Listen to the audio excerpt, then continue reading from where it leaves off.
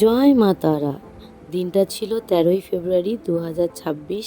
ঠিক 1 বছর আগে আমার আর রোহানের এই দিনেই বিয়ে হয়েছিল। তাই আমরা ভাবলাম চল মা তারাকে পুজো দিয়ে আসি। তাই কথা মতো কাজ, আমরা বেরিয়ে পড়লাম সকাল সকাল ট্যাক্সি ধরে হাওড়াতে যাওয়ার আগেই আমার জন্য রোহান কিছু গোলাপ ফুল নিয়ে নিয়েছিল। আমরা দেরি না করে গণদেবতায় উঠে একদম ফার্স্ট আওয়ারই পৌঁছে গেছিলাম মা তারার কাছে। তো এই যে আমাদের হোটেলটা আমাদের বুক করাই ছিল, তাই কোনো অসুবিধা হয়নি। আমরা একদম ডাইরেক্ট রুমে গিয়ে চেক ইন করে রুমটা তোমাদেরকে ঘুরে দেখালাম। রুমটা বেশ আমার ভালো লেগেছে, খুবই ভালো লেগেছে।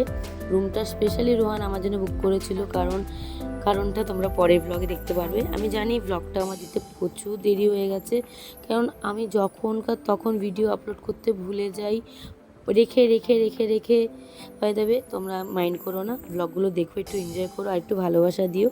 তো বাথরুমটা তো আমার দারুণ লেগেছিলো। তা আমি রোহানকে বললাম চল দেরি না করে তাড়াতাড়ি করে রেডি হয়ে আমরা বেরিয়ে পড়ি, মা তারাকে পুজো দিয়েই খাবার খাবো, যেহেতু আমরা কিছু খেয়েছিলাম না। তো তাড়াতাড়ি করে পুজো দিয়ে স্নান টান করে রেডি হয়ে বেরিয়ে পড়েছিলাম। বাই দেবে প্রথমবার আমি শাড়ি পরলাম। আমার গেট রেডি ভিডিওটা তোমরা দেখে নিয়েছো, সেটা আমি আপলোড করেছিলাম, বাট এইটা করতে ভুলে গেছিলাম। তো এইটাও দেখো সবাই, প্লিজ একটু ভালোবাসা দিও, কমেন্ট করো। আর এটা আমাদের ফার্স্ট অ্যানিভার্সারি ছিল।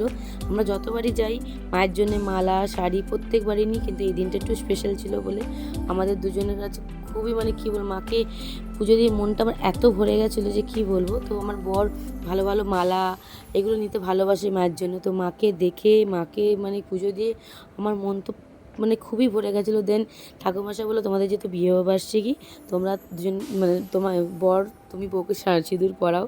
আমি বলতে গিয়েও আমার হাঁকলাচ্ছি। তো যেহেতু গপুকে নিয়ে আসিনি, আমরা পুজো দিতে এসেছি, তাই গপুর জন্য কিছু কিনবো না হতে পারে।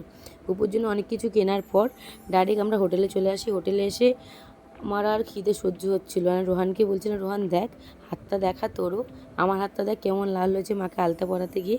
রোহানের হাতটা দেখালো, রোহানের হাতটা দেখো কী সুন্দর লাল হয়েছে। দেন আমরা হোটেলে এসে কিচ্ছু না দেখে লাঞ্চ করে ব্লগটাকে শেষ করলাম। পরে ব্লগে